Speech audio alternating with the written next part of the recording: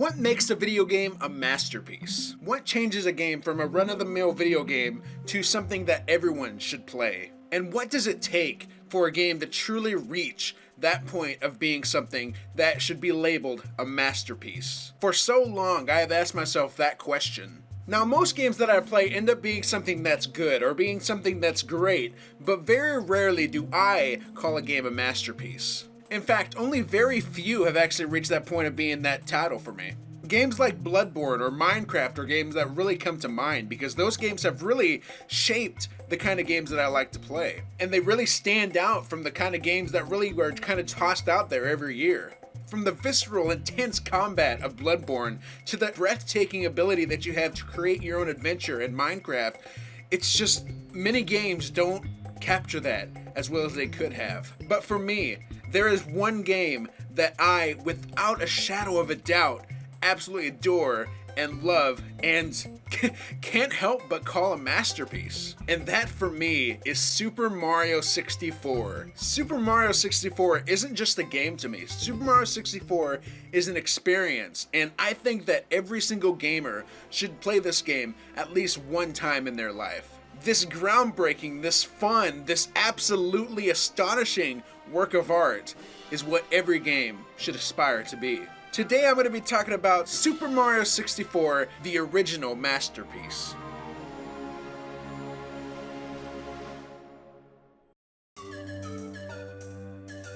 Now, many of you are probably thinking that I'm looking at this game with nostalgia glasses, and you're not entirely wrong. The Nintendo 64 was my first console. I have such fond memories of coming home from school and playing this game. But this 64, the Green Jungle 64, was my original console. And what was the first game that I had gotten with this? You guessed it, Super Mario 64. And when I first booted it up and saw that, it's me, Mario! I was just like, oh my god! Mario looked amazing, and it blew my mind to see something in 3D like this. Grabbing his face and being able to look at the absolute horror whenever you bring it down and his eyes clip through his hat, that was just, that was an experience now. But I'm being serious, when I first booted up this game, I was not realizing what I was getting myself into. The shift from 2D to 3D was it blew my mind. Because my entire life before I had gotten this console, I was so used to just seeing 2D sprites on a 2D plane and moving them in some version left or right, up, down. But I had never thought that I would be seeing something move in 360 different directions. Or I guess technically infinite directions, right? So let me just run through what I felt like when I first hit that new file button.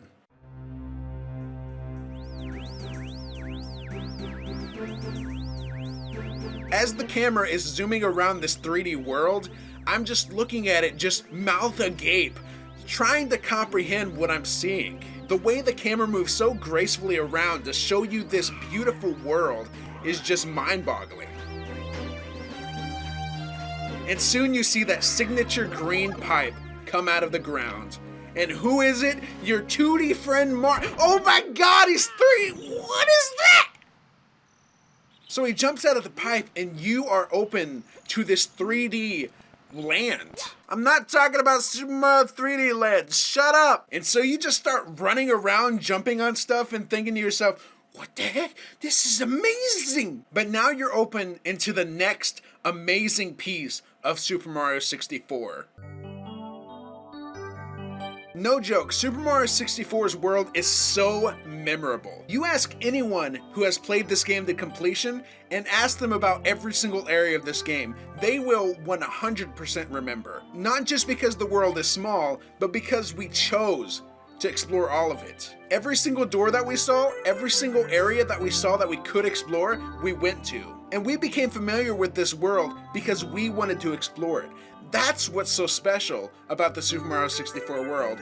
It's so inviting and it's so asking us to explore it. Very few games can capture you into a world, a make-believe world, and make you feel like you want to live there. This castle, even through all of its polygons, looks amazing, and you just want to be able to explore this yourself. As a child, I wanted to go to Princess Peach's castle. I wanted to view those fish inside of the aquarium because they're cute. Look at those things. And if a game can make you stop and look around the world and that be just as interesting as the action itself, I think that means that you've got a world that is amazingly set up.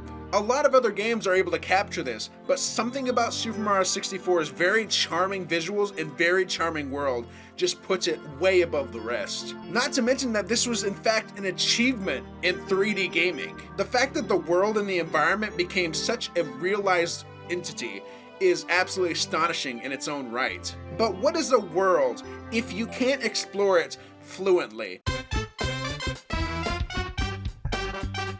The Nintendo 64's controller was such a mind game. You had to hold it in such a weird way and it always felt a little awkward. But you know what didn't feel awkward surprisingly with that controller? The controls of Super Mario 64. Everything about this game's controls feels fantastic. Whereas other games try to match this sort of fluency, they can't quite capture it. But back when this game first came out, Mario was freaking running and doing a backflip and doing a side hop and freaking diving forward and it's so good! People have found absolutely amazing things to do with the controls of Super Mario 64. You see that wall? You can jump kick off of it. One of my favorite examples of the controls being so fluid has to be with Big Bomb Battlefield's Koopa Race. This race can be done where you just run all the way across it and you can beat them. Technically, I think you can beat him, but the way the controls feel and the way you can move with Mario, it gives you so much freedom. You want to lunge jump ahead and try to hop into this cannon? You can do it. You want to slide on your belly the entire way? I mean, you can. This race shows off the controls so well because you're able to move fast if you want to and even go faster than the game probably wants you to go. And that's all because of the way the controls fill out. And for a game back in this time where this 3D technology was a new sort of technology, it's not even fathomable how they're able to take these controls and make them feel that great. A race like this could have been asinine to take part in, but thanks to the way that Mario controls and the way that he moves, this race just it just feels so good. So imagine that the game world existed and that Mario was this absolutely amazing character in this 3D game.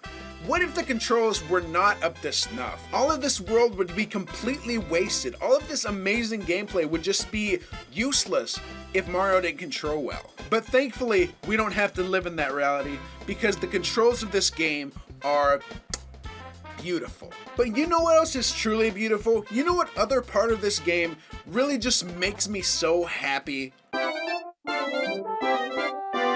In today's games, we see the term open world game tossed around everywhere. Every single game is being shown off as an open world game, even if they shouldn't be one. But what does open world even mean? For many people, open world just means being able to walk around freely in a open world. And I firmly think that Super Mario 64 was the first truly open world game. But let's go back to that term that I used, freedom of gameplay. In order to beat this game, you need 70 stars out of a possible 120 to finish it. And with 15 levels and some hidden nooks and crannies, each level contains 7 stars, 6 objective-based ones and 1 coin-based one. But what if you absolutely cannot play an underwater level? You refuse to say, hey, I'm not taking part in that. I don't want to swim. H2O, more like H2 no. You can choose what levels you want to take part in and which things you want to be a part of. The fact that the game gives you so much freedom to say, hey,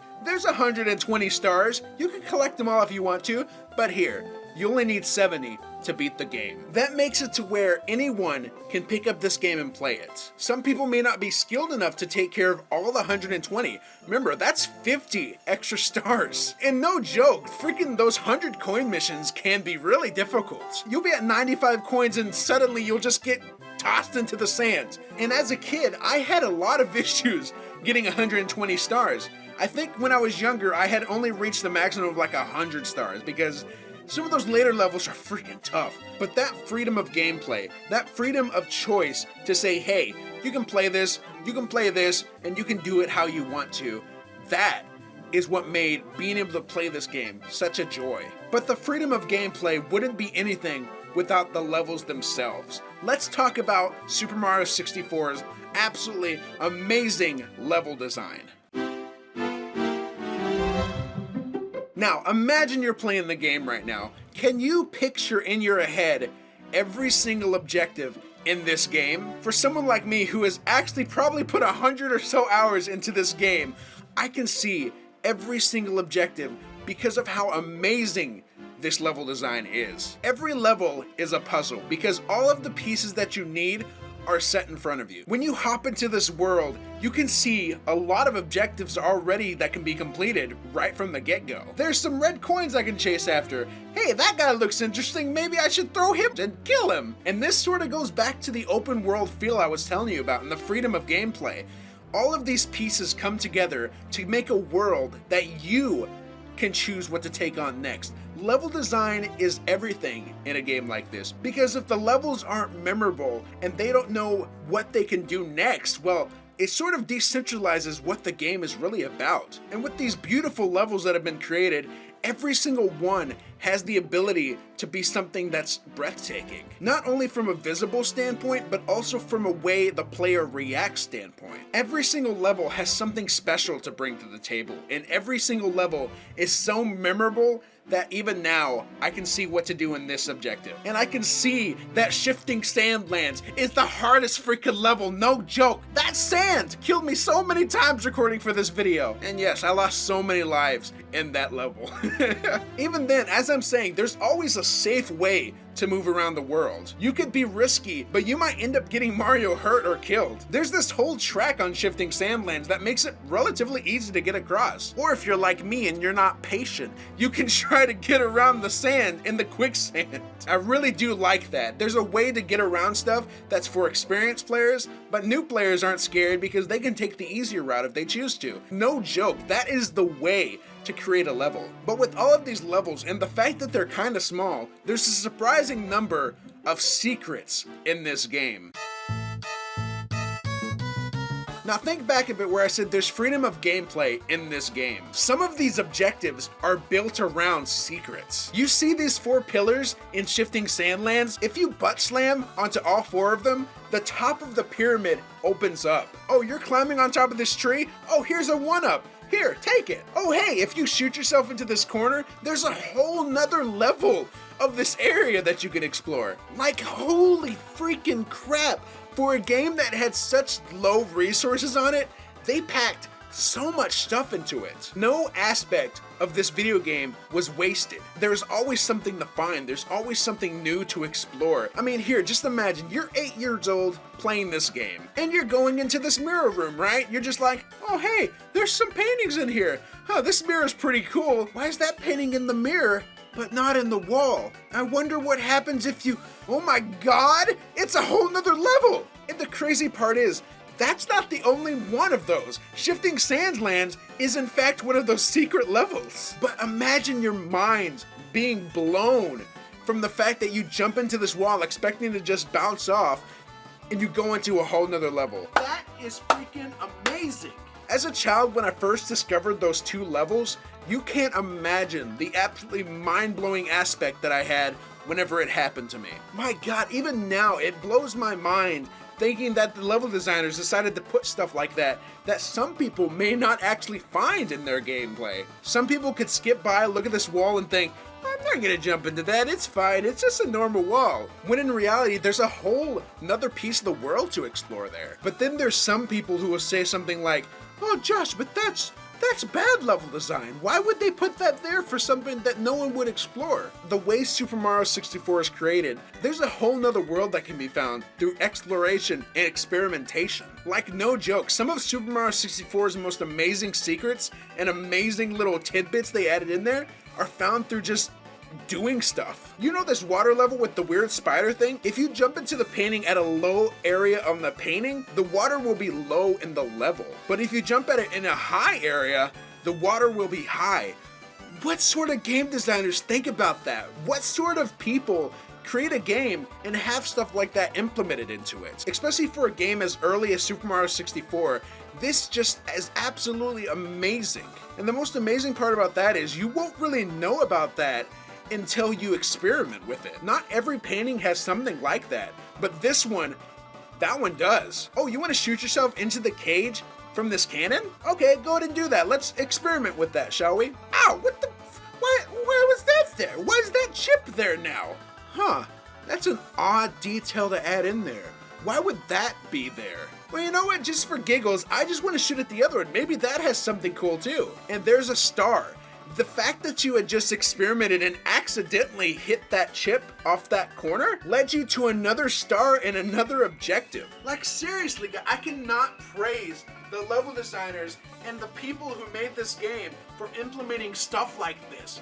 I mean, it's amazing. Now, stuff like this nowadays may seem like something that we take for granted because some games don't put many of this kind of detail into their stuff. Sure, there may be stuff for you to find, but is that really the level designers and the game makers using this world to the best of their ability? For me, Super Mario 64's little secrets are just a small piece of the amazing masterpiece pie. This game could have easily had gone and not put as much effort into all of this as they did. I mean, that whole detail with the water levels and the painting, it's just such a small detail to add into a game where most people may not actually see that or notice it. And the fact that they added those little details, the fact that you can lose your hat and have to go get it again, it just shows how much time and effort was put into this game and why this creation is just a whole nother level of a game. But now, let's wrap it all together.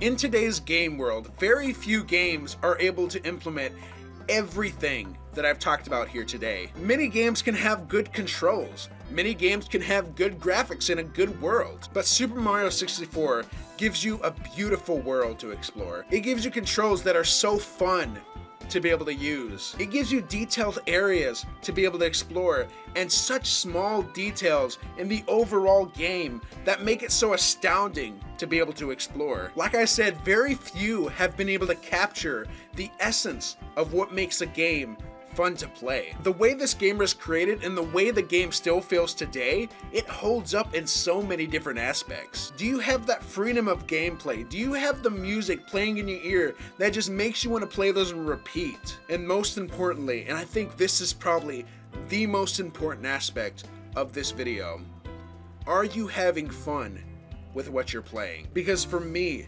that first game, that first experience with this 3D Super Mario 64 game, this experience in and of itself made me appreciate a game and how a game could be more than just a video game. It could be an experience. It could be something more. That is why I think that this is the greatest game of all time. Because Super Mario 64 is not just a video game. It's an experience. And it's what I call the original masterpiece.